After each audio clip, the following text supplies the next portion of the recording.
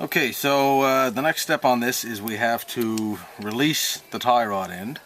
This is a handy dandy little tool for it. I think I got this thing for probably about $20, $25 at one of the automotive stores. So what we're going to do here is we'll put a wrench on this, tighten this down, and this will force the tie rod end out of its socket. So here's how this is going to go. Hopefully you can see this here. So here's our tie rod end. The groove portion of this tie rod end remover goes underneath the boot, like so. Now the other end of this is on the bottom of the bolt. And I've taken the nut and backed the nut off on the bottom of the tie rod end. You can see that right there. Now this nut, I got a new nut that's going on here. If I was going to reuse this tie rod end, I'd be a little gentler on it, but the bottom of the tie rod end remover is going to go on here, and the groove part here. I'll just put that in place, like so. So you can see the bottom, hopefully, see that there. And you notice where the top of the tie rod end remover is going in to place there.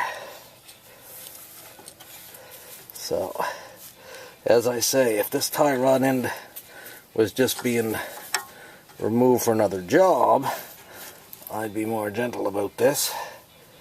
But this tie rod end is toast, so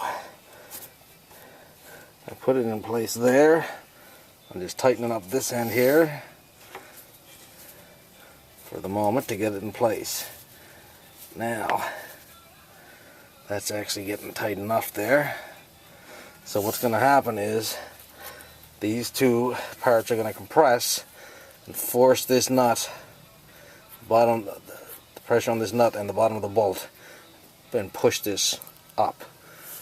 So what I got here, this particular tie rod end remover. Let's see if I can get a little better light happening here. It's got a 15/16 socket on it. So we just start tightening this up. Righty tighty. And what you're gonna, once this releases, there's gonna be quite a bang probably. There generally is quite a big bang. So I'm just going to get my assistant to hold that camera here while I tighten this. And the nut, you want to leave that nut on the bottom of the tie rod end, just so nothing goes flying anywhere. So now as I'm tightening this, like I said, it's compressing, forcing that tie rod end up. And I don't know if you can see it on the camera, but there's lots of blocks. Once you jack the vehicle, the biggest thing you want to be concerned about is if anything goes wrong, that the vehicle's not going to fall on you. So jack stands or blocks, whatever. So, just gonna have a look here. Sometimes it can take quite a bit of force before that actually releases. So.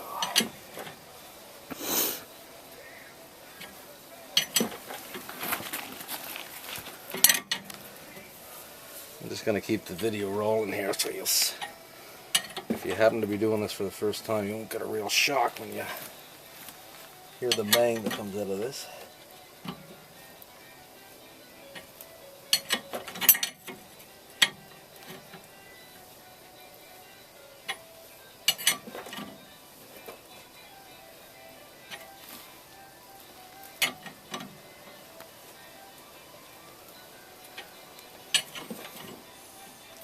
As you're going, keep an eye on the bottom of it if it starts to move out.